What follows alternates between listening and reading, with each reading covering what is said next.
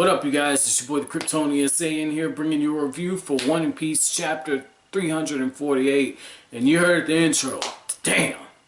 Wasn't expecting this, man. Like, this fight definitely reminds me of the Konoha rookies going up against the Sound 4 Ninja and how they're kind of preventing Naruto's group from getting to Sasuke. And it's like the same feeling because Luffy's trying to get to Nico Robin and they're being held up. And I was not expecting these dudes to be nowhere near as powerful as they are, which makes me think of this. How much of Nico Robin's power has she been holding back? Because if she's keeping up company with these guys, unless she's the Usopp of this crew, where she's probably the weakest, unless she's the Usopp of the crew, she's got to be holding back some serious power because these dudes are able to kick the air so hard that they can create wind sights. And that is absolutely crazy. They slice through the wall. And Luffy's taking major damage in this fight, man. I like how Luffy rushes forward. He's like, Robin, our conversation ain't over. You say this is it. This isn't it, girl. And he's going straight forward. And that's when they start coming to blows. And Luffy gets just knocked backwards with two kicks out of nowhere, and that speaks a lot about the speed. Another thing that we see is that the big guy, god damn, this is on some straight Dragon Ball shit right here, where in part 1, like around chapter 100, they were able to kind of jump so high that you lost track of them, jump so high and so fast to where it was like, oh shit, they're moving faster than light. And that's what you get with this scenario here, where Luffy loses sight of the guy. He ends up popping up right behind him, and Luffy gets fucking wrecked. Like, this has the feeling of kind of round 2 with Luffy versus Crocodile, where you got this feeling Luffy might pull it out, but you know he's outclassed, and it's the same thing.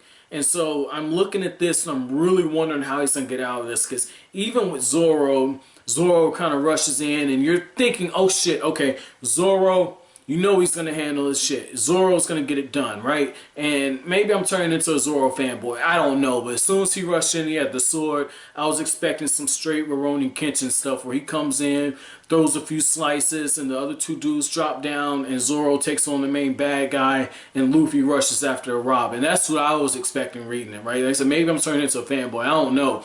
But to have Zoro be going blow for blow with the shipwright that he met, and I believe it was the guy who can jump like from building to building, having all of that happen and having Zoro not get the upper hand, and at one point he gets patronized. He's told, you're gonna take your eyes off of me? You must be pretty damn confident, Zoro. You must be pretty confident. And that's when the guy just uses his finger and he pierces Zoro, leaves Zoro on the ground. I was like, holy shit.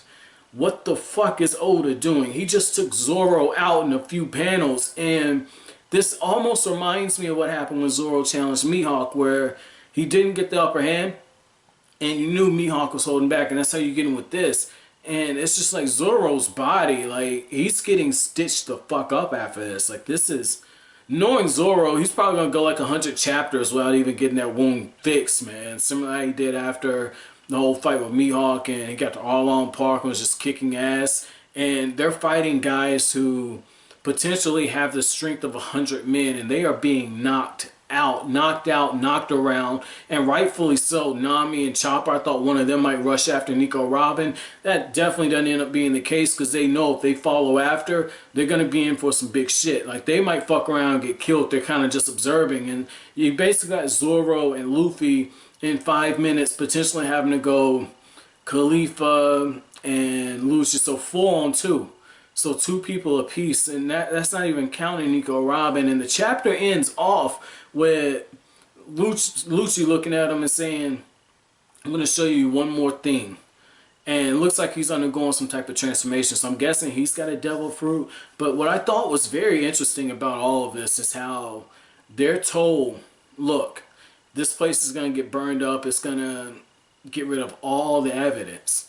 And you guys are already pirates. You shouldn't care. Your reputation is already tarnished. And given the fact that these guys are a government, you know, black ops, if you will, they're not on the books, they definitely know about the Straw Hats. And since they know about the Straw Hats, that's very interesting. I believe Khalifa even had intelligent. So it definitely means like they're gonna get a bounty sooner or later, man. Like this might be good enough for the whole crew to finally get wanted posters. That'd be pretty cool. But you know, overall, very good chapter. You know, tensions being raised. I like the cliffhanger. We don't know what's gonna happen. You would think that these guys would just kind of go off and do their own thing and leave Luffy and them kind of broken and battered. You know, wouldn't be opposed to one of them just popping up behind Nami, chopper in the back of the neck. Chopper in the back of the neck. That's pretty fucked up. Chopper. But chopper in the back of the neck. I said it again. And they're laid out. And then somehow maybe Sanji shows up and saves them. Because, you know,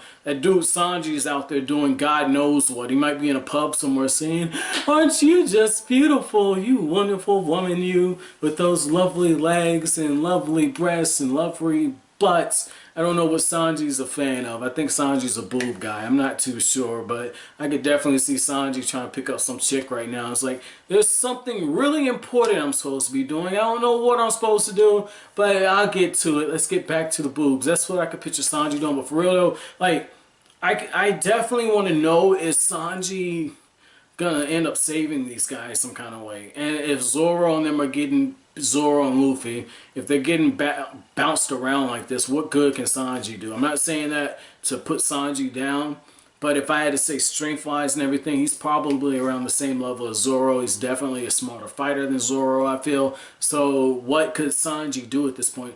I don't think this is going to be a fight that's won by just sheer brawn.